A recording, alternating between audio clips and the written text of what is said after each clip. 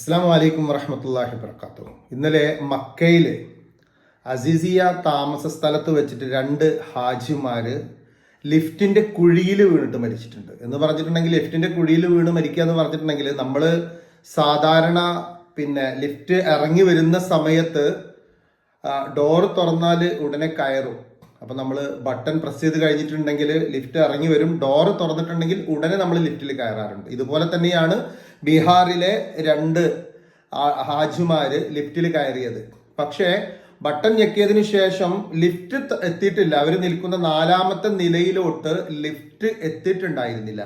പക്ഷെ door open ആയി, അവരതിൽ കയറി. പക്ഷെ നേരെ ലിഫ്റ്റിന്റെ കുഴിയിലേക്ക് വീഴുകയും മരിക്കുകയും ചെയ്തു.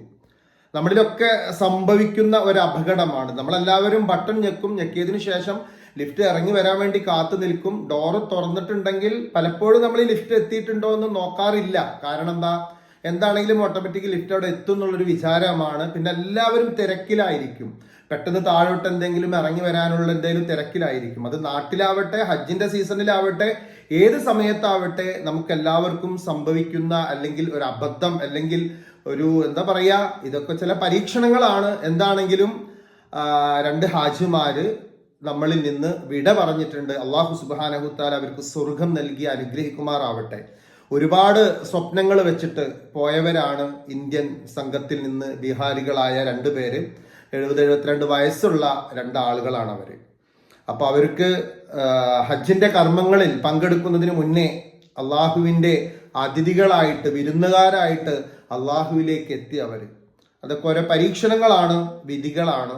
എന്നിരുന്നാലും നമ്മളെല്ലാവരും പലപ്പോഴും നമ്മുടെ യാത്രകളിൽ, അതേപോലെ തന്നെ നമ്മളുടെ ഓരോ ഹോട്ടലിൽ റൂം എടുക്കുന്ന സമയത്തൊക്കെ ഈ കാര്യം ഈ പറയുന്നത് നമ്മൾ ഓട്ടോമാറ്റിക് മറന്നു പോകുന്നതാണ്, അല്ലെങ്കിൽ ധൃതിയിൽ പെട്ടു പോകുന്നതാണ്. പക്ഷെ ഇങ്ങനെയുള്ള സംഭവങ്ങളുണ്ട്. ഇപ്പൊ ഈ ഒരു വാർത്ത വന്നപ്പോഴാണ് നമുക്ക് കൂടുതൽ ഇത് മനസ്സിലാകുന്നത്. ഓട്ടോമാറ്റിക് ശരിക്കും ലിഫ്റ്റ് ഇറങ്ങി വന്നിട്ട് നമ്മൾ ഡോറ് അപ്പോഴേ ഓപ്പൺ ആവുള്ളൂ. പക്ഷേ ഇത് ഡോർ ഓപ്പൺ ആകുന്നതിന് മുന്നേ, ലിഫ്റ്റ് ഇറങ്ങി വരുന്നതിന് മുന്നേ ഡോർ ഓപ്പൺ ആയി. ലിഫ്റ്റ് ഉണ്ട് വിചാരിച്ചിട്ട് കയറിയപ്പോ അത് ലിഫ്റ്റ് എത്തിയിട്ടില്ല. അപ്പോൾ 4ാം നിലയിൽ നിന്ന് ഏറ്റവും താഴോട്ടാണ് അവർ പതിച്ചത്. ഉടനെ മരിക്കുകയും ചെയ്തു. നമുക്ക് പ്രാർത്ഥിക്കാം. നമ്മുടെ ഒരുപാട് ആളുകൾ, കുടുംബങ്ങളൊക്കെ പോയിട്ടുണ്ട്. ഒരു അപകടവും ഇല്ലാതെ അവരുടെ ആഗ്രഹങ്ങളൊക്കെ സാക്ഷാത്കരിക്കാൻ അള്ളാഹു സ്വീകരിക്കുന്ന പരിപൂർണമായിട്ടുള്ള ഒരു ഹജ്ജും അതുപോലെ തന്നെ ഉംറയും മറ്റു കർമ്മങ്ങളൊക്കെ നിർവഹിക്കാൻ അവർക്ക് എല്ലാവർക്കും അള്ളാഹു തൗഫീക്ക് നൽകുമാറാകട്ടെ എന്ന് നമുക്ക് ആത്മാർത്ഥമായി പ്രാർത്ഥിക്കാം.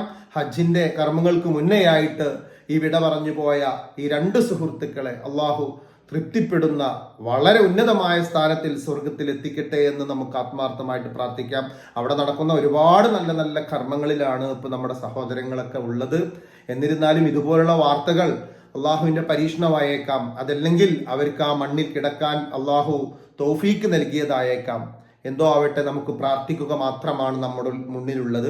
പക്ഷെ നമുക്ക് നമ്മുടെ അഹിലുകാരോട്, നമ്മുടെ കുടുംബക്കാരോട്, സുഹൃത്തുക്കളോടൊക്കെ ഈ വാർത്ത ഷെയർ ചെയ്തിട്ട് പറയാം.